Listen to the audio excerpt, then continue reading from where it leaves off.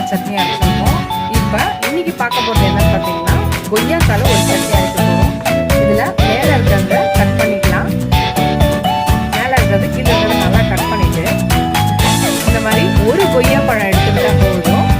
நம்மளோட எவ்வளோ அரைக்க போகிறோமோ அந்த சட்னிக்கு இந்த மாதிரி. இப்போ இந்த கொய்யாவை கொஞ்சம் கொஞ்சமாக சின்னதாக கட் பண்ணிக்கலாம். இந்த மாதிரி குட்டி குட்டியாக கட் பண்ணிக்கலாம். அதுக்கப்புறம் ஒரு கடாய் எடுத்துக்கலாம். கொஞ்சோண்டு ஒரு ஸ்பூன் எண்ணெய் ஊற்றிக்கலாம். ஒரு பேனில் ஒரு டேபிள் ஸ்பூன் எண்ணெய் ஊற்றியாச்சு. இப்போ ஒரு ஸ்பூன் உளுந்தப்பருப்பு, ஒரு ஸ்பூன் கடலைப்பருப்பு, ஒரு 3 பல்லு சின்னதாக இருக்கனால 3 போட்டிருக்கேன், பெருசாக இருந்தால் 2 போதும். காரத்துக்கு தேவையான காஞ்ச மிளகாய் நான் 4 போட்டிருக்கேன். 2 காஷ்மீரி சில்லியும் 2 நார்மல் சில்லியும் போட்டிருக்கேன்.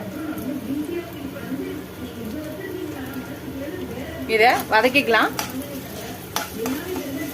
இப்போ ஒரு வெங்காயம் அரிஞ்சு வச்சிருக்கேன், அதையும் போட்டுக்கலாம்.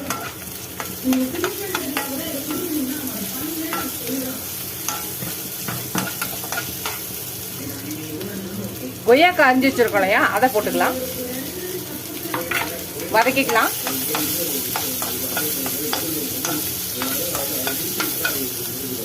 இப்போ இதோட தேங்காய் துருவலையும் போட்டுக்கிறேன்.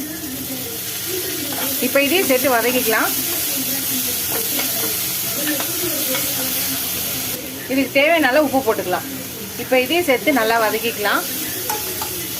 கொஞ்சம் லைட்டாக எல்லாம் வதங்கட்டும். ஒரு சின்ன நெல்லிக்காய் சைஸ் புளியை போடுறேன், அதையும் சேர்த்து வதக்கிக்கலாம்.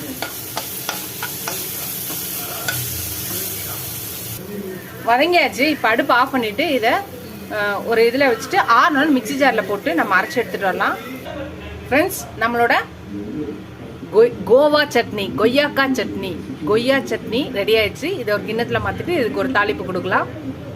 இது கொய்யா சட்னிக்கு ஒரு தாளிப்பு கொடுத்துடலாம். சின்ன பேனில் எண்ணெய் ஊற்றிக்கலாம். கடுகு உளுந்து 2 போட்டுக்கலாம். இது வெடிச்சோடனே சட்னியில் போட வேண்டியதான்.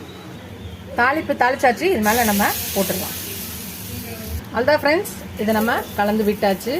அவ்வளோதான், நம்மளோட கொய்யா சட்னி ரெடி ஆயிடுச்சு.